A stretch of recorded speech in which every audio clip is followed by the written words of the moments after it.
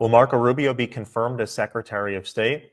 Well, this week is the confirmation hearings, and he's asked in this particular clip about his stance on Iran. Iran is really the head of the snake in the Middle East region, with everything going on in Israel and in the Middle East abroad.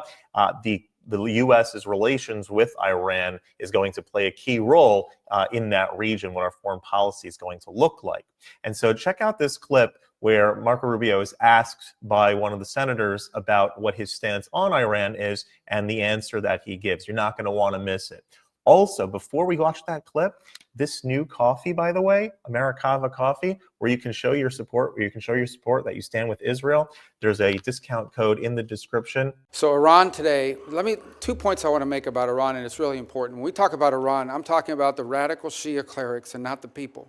The people of Iran are people of an ancient civilization, an ancient culture with tremendous pride and advances. And I don't know who take great pride in their Persian heritage and identity. And I don't know of any nation on earth in which there is a bigger difference between the people and those who govern them than what exists in Iran. And that's a fact that needs to be made repeatedly. In no way is the clerics who run that country representative of the people of that country and of its history and of contributions it's made to humanity. And it's a point I wish we would continue to make. Iran and that regime is at its weakest point in recent memory, maybe ever. Their air defenses have been badly damaged. Their Shia crescent that they were trying to create has been badly damaged in Lebanon, in Syria, where they've been basically forced and driven out. Their economy is in shambles. They now are, on some days, having 6, 8, 12, 9-hour blackouts. They are on the verge of potentially, if not having done so already, having to pull back on the energy subsidies that they provide people in that country that are incredibly popular, and it would be unpopular to reverse. So they're in a lot of trouble. And now what we need to be wise about is the following. I imagine that within that regime, and I'm just saying this because of common sense, there are two schools of thought. There's one group that's saying, now is the time where we need to find ourselves an off-ramp. Not going to turn into really nice guys, but we're really in trouble here. We need to find an off-ramp and buy ourselves some time. And then there's another group that's probably saying, now is the time to prove that we are a nuclear power or a nuclear-capable power, enriched from 60 to 90, and press go. And that's how we're going to buy ourselves immunity from foreign action. And this is a tenuous moment in that regard, but it's one we need to acknowledge. My view of it is that we should be open to any arrangement that allows us to have safety and stability in the region, but one in which we're clear-eyed.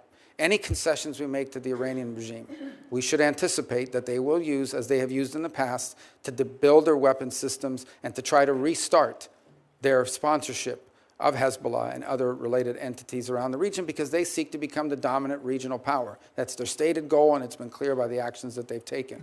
I think it is interesting that in a year in which, I think by October of this year, the Europeans and the E3 countries of the UK, France, and Germany have to confront whether they're going to do the snapback provisions or not, because Iran is clearly in violation of the agreement that we're no longer a part of.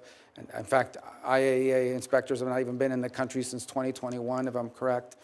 So I think early this week on Monday, they engaged the Europeans in talking about nuclear arrangements. So whether that's indicative of the direction they're going or not, we're going to find out. What cannot be allowed under any circumstances is a nuclear-armed Iran. What cannot be allowed under any circumstances is an Iran and an Iranian regime that has the resources and the capability to restart and continue their sponsorship of terrorism. And what cannot be allowed under any circumstances is an Iran with the military capability of threatening and destabilizing its neighbors and potentially reaching the homeland as well, both kinetically and directly, and also through their surrogate groups who have long planned contingencies for attacks. And let us not forget that this is a group, these are individuals that have spent the last 5 years actively and openly plotting the assassination of the president-elect and of multiple members of previous administrations. Think about this for a moment.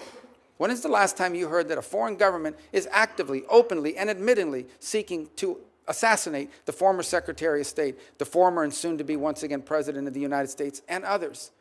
And that people have been arrested for plotting that. This is who we're dealing with.